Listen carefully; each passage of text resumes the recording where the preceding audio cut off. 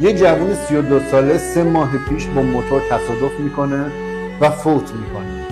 نکته اینجاست، این پسر توی تراشکاری کار میکرد و به خاطر مشکلات مالی که براش پیش اومده بود نزدیک به 25 میلیون تومان قسط عقب افتاده داشت یا به دیگران بدهکار بود.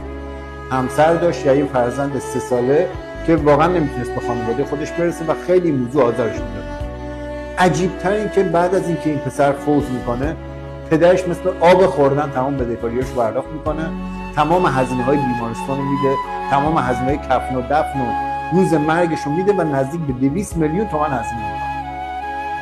اما روزی که این پسر زنده بود حاضر نشد 25 میلیون تومان بدهیشو بده تا این بچه اون شب موقع برگشتن که شاید داشت به بدهی‌هاش فکر میکرد، به تلفنی که بانک براش میزد فکر میکرد، به لباس کهنه‌ای که تن بچه 3 سالش بود فکر میکرد، این اتفاق براش نمیفته.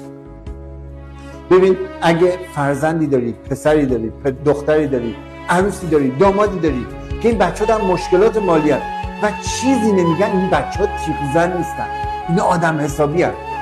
باید کمکشون کرد، باید نجاتشون داد. اگه فرزندی بعد از مرگ پدر و مادر تازه به رفاه مالی میرسه، این یعنی پدر و مادر دلرحمی نبود.